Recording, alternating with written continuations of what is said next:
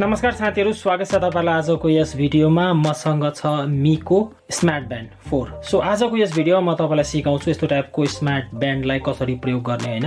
तपाईसँग पनि यस्तो टाइपको स्मार्ट ब्यान्ड छ अथवा किन्ने सोचमा हुनुहुन्छ भने यसमा तपाईले कस्तो टाइपको फिचर पाउनुहुन्छ हैन, यसलाई कसरी प्रयोग गर्ने र यसलाई हामीले हाम्रो मोबाइलसँग कसरी पेयर गर्ने सबै सेटिङहरु जस A to Z कुरा तपाईहरु पाउनुहुन्छ यसको बारेमा। सो यो नेपाली भाषामा यसको बारेमा कुनै भिडियो थिएन युट्युबमा, मैले सोचे एउटा बनाएर हाल्दिन्छु, धेरैलाई काम लाग्न सक्छ। सो जान्न चाहनुहुन्छ भने भिडियोलाई अन्तिमसम्म हेर्नु होला, ढिला नगरिकन भिडियोलाई स्टार्ट गरौँ। सर्वप्रथम त साथीहरु म तपाईलाई एउटा कुरा यहाँनिर के भनिदिन चाहन्छु भने यदि तपाईसँग MI को अरु कुनै ब्यान्ड छ भने जुन प्रयोग गर्ने तरिका अथवा सेटिङहरु सेम टु सेम नै हुन्छ। सो कुनै किसिमको प्रब्लम हुँदैन है, जस्ताको तस्तै नै हुन्छ। सो अब नर्मली तपाईले यस्तो टाइपको ब्यान्ड पाउनुहुन्छ, यसमा सबै कुरा त लगभग तपाईले सेटिङ गरिहाल्छ है। अब फर्स्ट टाइम युज गर्नुहुन्छ भने हैन, फर्स्ट टाइम अन गर्नुहुन्छ भने यहाँनिर तपाईलाई पेयर फर्स्ट लेखेर देखाउँछ। सर्वप्रथम त पेयर गर्न भन्छ है, अनि यसमा अरु केही हुँदैन। सो सर्वप्रथम त्यसलाई हामीलाई हाम्रो मोबाइलबाट पेयर गर्नुपर्छ, मोबाइलबाट लिंक गर्नुपर्छ।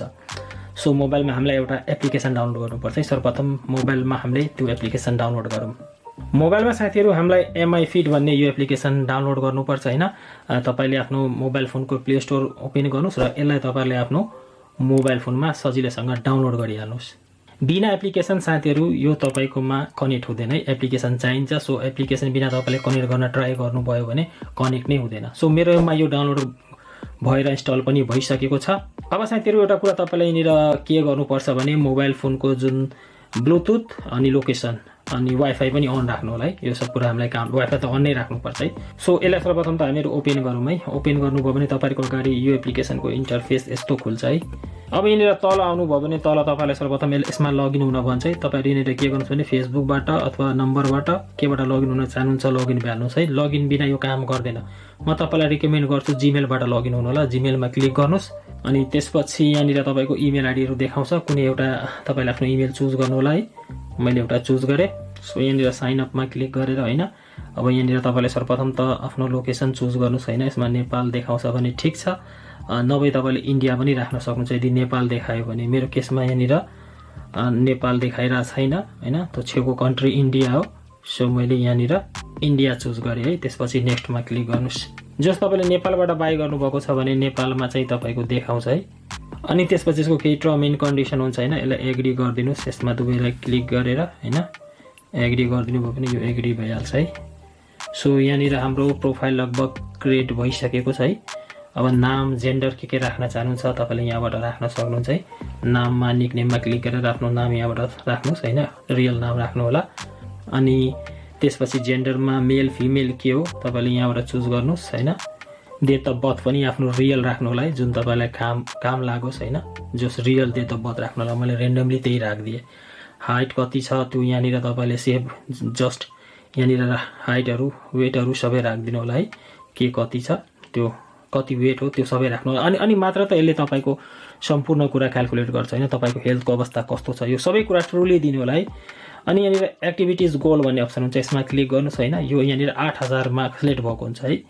जस्तै कि नर्मल एउटा मान्छेले 8000 स्टेप दैनिक हिँड्नु पर्छ। यो चाहिँ WHO ले रिकमेन्ड गरेको छ 40 मिनेट जति हामीले वाक गर्नुपर्छ। सो यो 8000 मै सिलेक्ट हुन्छ।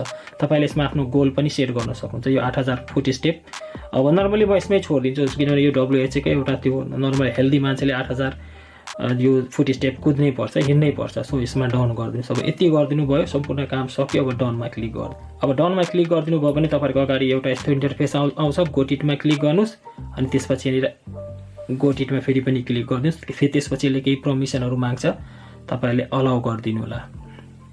सो हाम्रो यो एप्लिकेसन यहाँनिर आइसकेको छ है। अब हामीलाई लिंक गर्नु छ भने यसको लागि तपाईले प्लसमा क्लिक गर्नुस् हैन, कुनामा प्लस हुन्छ, प्लसमा क्लिक गर्नुस्। अब यहाँनिर तपाईसँग सोध्छ तपाईको MI को के छ, वाच छ, ब्यान्ड छ, के छ। हामीसँग त स्मार्ट ब्यान्ड छ, हामीले स्मार्ट ब्यान्डमा क्लिक गर्छौं। त्यसपछि टर्म एन्ड कन्डिसन एग्री गर्नुस् हैन, गोटिटमा क्लिक गर्नुस्। त्यसपछि फेरि परमिसनहरु माग्छ, अलाउ गर्नुस् हैन। यहाँनिर अलाउ गर्नुस्, ब्याक गर्नुस्। सो यहाँनिर हेर्नुस्, अब हाम्रो यहाँनिर स्क्यान भइराछ है। अब साथीहरु तपाईले आफ्नो वाच लिनुस् हैन।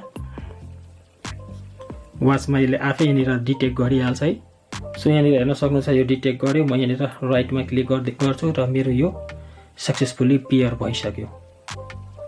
जस्तै कि तपाईहरुले हेर्न सक्नुहुन्छ हाम्रो यो जो सबै कुरा यहाँनिर पेयर भइसक्यो। स्मार्ट वाच पनि यहाँनिर खुलिसकेको छ। यसमा केही सेटिङहरू पाउनुहुन्छ जसको बारेमा म तपाईँलाई भन्छु है।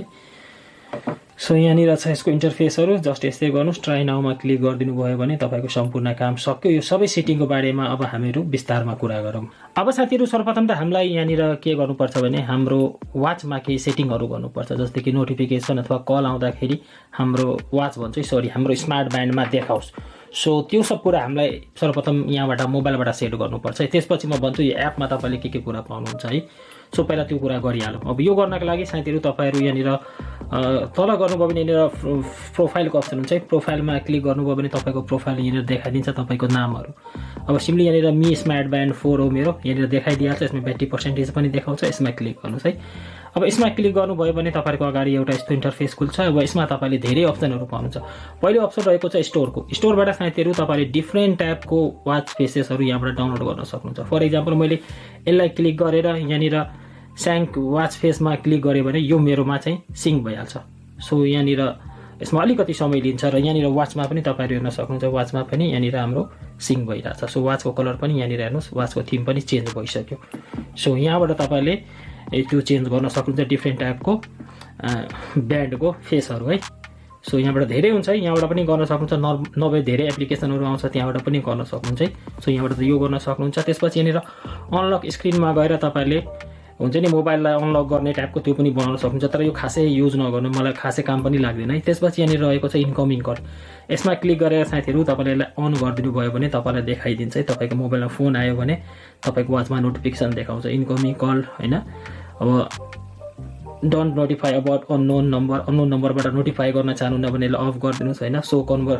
सो कन्ट्याक्ट इन्फर्मेसन अन गर्नुभयो भने कसको नामहरू त्यो पनि सो गर्छ है। सो यहाँबाट तपाईँले यो सब कुरा तपाईँले अन राख्नुलाई जुन नर्मली मैले अन राख्छु। त्यसपछि ब्याक गरौँ अनि त्यसपछि यहाँनिर एउटा अप्सन रहेको छ इभेन्ट रिमाइन्डर। यसमा क्लिक गरेर साथीहरू तपाईँले हुन्छ नि इभेन्टहरू जुन तपाईँले रिमाइन्डर सेट गर्नुहुन्छ त्यो पनि यहाँबाट सेट गर्न सक्नुहुन्छ। वाचमा तपाईँले भाइब्रेट गर्छ। यो पनि खासै काम लाग्ने छैन, तर तपाईँलाई काम लाग्छ भने यसलाई पनि युज गर्न सक्नुहुन्छ। अलार्मबाट साथीहरू तपाईँले अलार्महरू यहाँबाट अन गरिदिनु भयो भने वाचमा पनि अलार्म बज्छ है। अलार्म त बज्दैन है, तपाईँको भाइब्रेट गर्छ। सो त्यहाँबाट अलिकति तपाईँको त्यो भइहाल्छ है। त्यसपछि यहाँनिर एप अलर्ट रहेको छ। मेन काम लाग्ने भनेको हामीलाई एप अलर्ट। अब एप अलर्टमा साथीहरू दुईवटा अप्सन पाउँछ। यो दुवैलाई तपाईँले यहाँबाट अन गर्नु होला अनि मात्र तपाईँकोमा यो काम गर्छ, नभए काम गर्दैन। यो दुईवटा सेटिङ अन गर्नु र त्यसपछि तपाईँलाई कुन कुराको नोटिफिकेसन आफ्नो स्मार्ट वाचमा चाहिएको छ त्योहरू यहाँनिर सेट गरिदिनुहोस् है।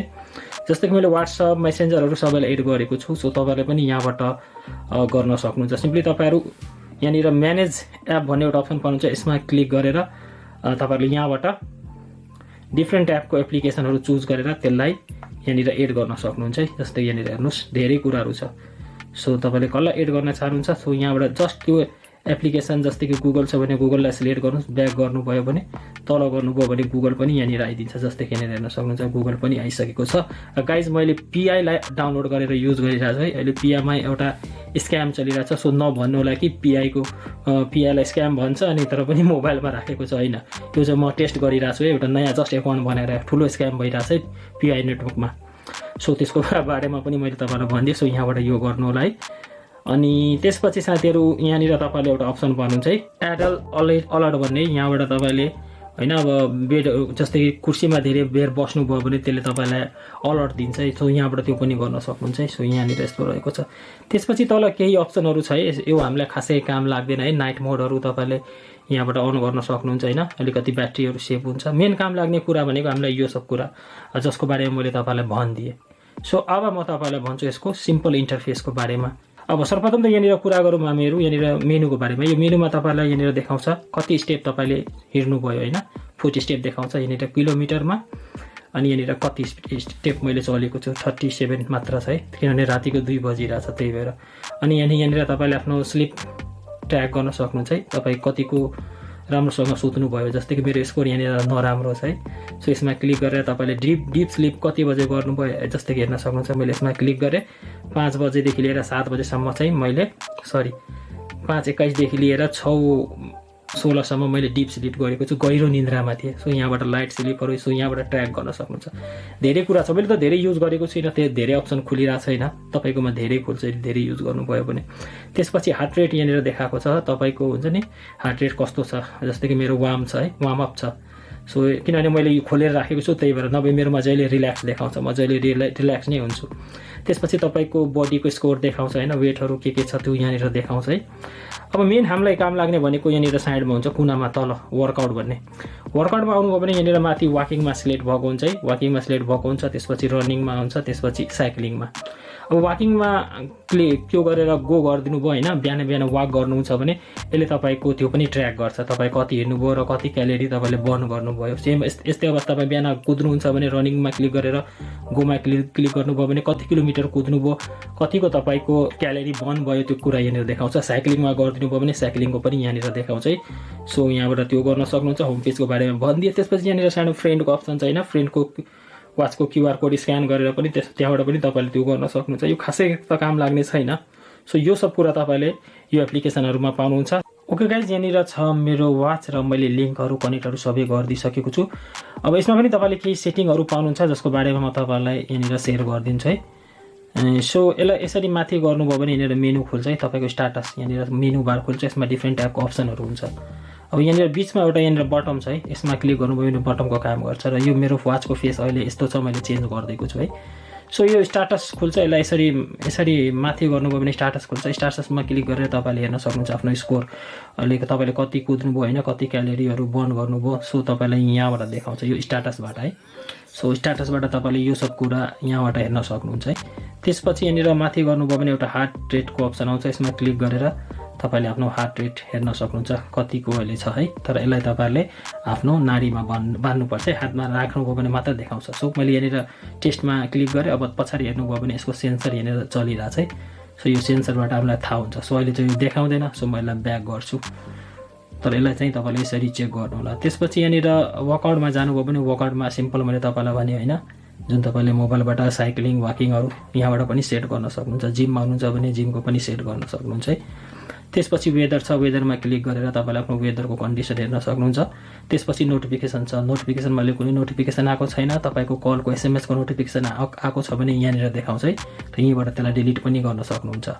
त्यसपछि तल गर्नुभयो भने मोडको अप्सन पाउनुहुन्छ। मोडको अप्सनमा डिएनडी मोड रहेको छ होइन, यो खासै काम लाग्दैन। अलार्म रहेको छ, त्यसपछि म्युजिक, त्यसपछि स्टपवाचको बारेमा पनि तपाईँलाई थाहा नै होला, टाइमर रहेको छ। त्यसपछि यहाँनिर मेन काम लाग्ने भनेको फाइन्ड डिभाइस, यसमा क्लिक गर्नुभयो भने तपाईँको मोबाइल यदि कतै तपाईँले छोडिदिनु भएको छ भने त्यस्तो अवस्थामा तपाईँले यसलाई अन गरिदिनु भयो भने, यहाँबाट अन गर्नुभयो भने होइन, फाइन्डमा क्लिक गर्नुभयो भने त्यहाँनिर बज्न थाल्छ है।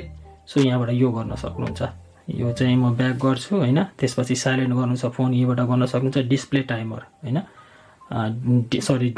डिस्प्ले यहाँबाट तपाईँले वाचको ब्यान्डको डिस्प्लेहरू चेन्ज गर्न सक्नुहुन्छ। खासै डिस्प्ले हुँदैन यसमा है, 3-4वटा मात्र हुन्छ। सो यहाँबाट तपाईँले कुन राख्नु छ त्यसमा क्लिक गरिदिनु भयो भने त्यो कुरा यहाँनिर सेट भइहाल्छ है।